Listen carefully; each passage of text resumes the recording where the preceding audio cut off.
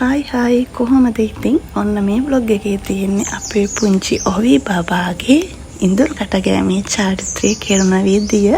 එයාට දැන් මාස 8ක් වෙනවා. ඉතින් අපි තීරණය කළා එයාට මාස 8 ඉඳුල් කට ගන්න. මං අහලා තියෙන විදියට මාස 6න් පස්සේ ඔක්තේ මාසවල ගැහැණු ළමයින්ටත් ඉරට්ටේ මාසවල පිරිමි ළමයින්ට ඉඳුල් කට ගාවනවා. ඒ කියන්නේ 7 9 11 ගැහැණු ළමයින්ට 8 6 8 10 පිරිමි ළමයින්ටත් ඉඳුල් කට ගාවනවා. එතකොට අපි බබාට දැන් මාස 8යි. අපි ඉතින් තීරණය කරා යාට මාස 8ක් ඉඳුල් කට ගන්න. ඉතින් උදේ පාන්දරින් අපිට තිබුණ නැකත් අනුව අපි යාට ඉඳුල් කට ගන්න තමයි මේ හදන්නේ. පහන තියලා බුදුන් ඇඳලා අපි යාට සුබ මොහොතින් ඉඳුල් කට ගෑවා.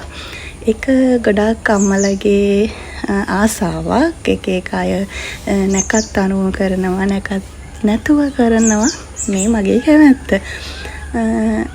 බබාට කිරි හොදිත් එක්ක හැම කුළු බඩුවක්ම අඩංගු කිරි හොදිත් එක්ක මස් මාළු මොනා හරි වර්ගයක් එක්ක කිරිපත් හදලා තමයි මම මගේ බබාට ඉඳුල් කට ගෑවේ.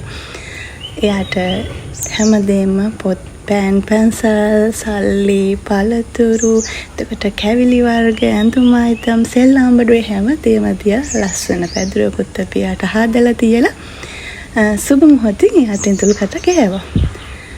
ඉඳුල් කට ගන්නයි කියන්නේ පුංචි බබාලා අපේ ආහාරය. කියන්නේ අපි මාස 6න් පස්සේ යාලට කවන්නේ බෙරිපත් එහෙමනේ.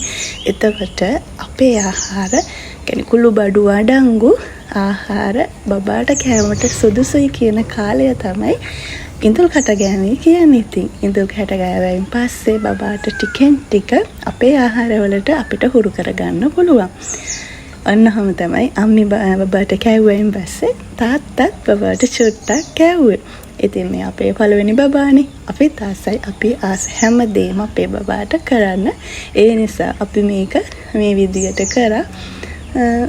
ඊට පස්සේ එයාගේ ආච්චි අම්මා හිටියා. ආච්චි අම්මට කියලාත් බත් කටක් එයාට කැව්වා.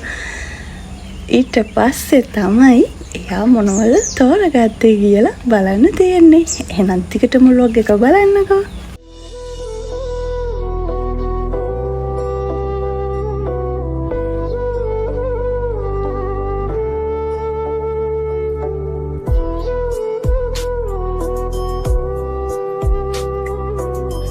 හරි ඉතින් ඔන්න බලන්නකෝ හනිකට ගිහිල්ලා පුංචි ඔවි මොනවද ගන්නෙ කියලා. ඔව් එයා හැල්ලුවේ අත්තරම් බඩු. එයා අතන තිබ්බ ලොකම මාළේ තමයි ඇල්ලුවේ. පස්සේ තමයි එයාගේ මුද්ද අතට ගත්තේ.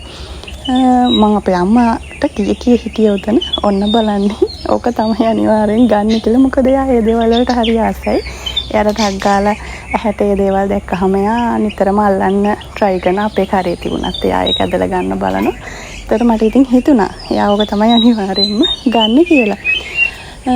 ඉතින් මගේ පුංචි පැටියෝ ඔයාට සුබානාගතයක් ඔයා දවසක ලොකු මනසෙක් හොඳ මනසෙක් වෙන්න කියලා මම ප්‍රාර්ථනා කරනවා.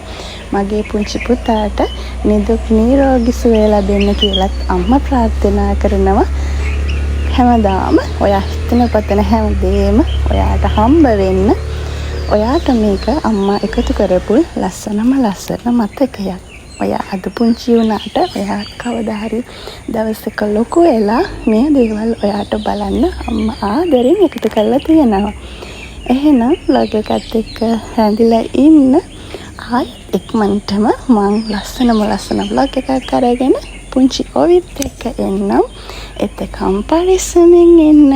බයි.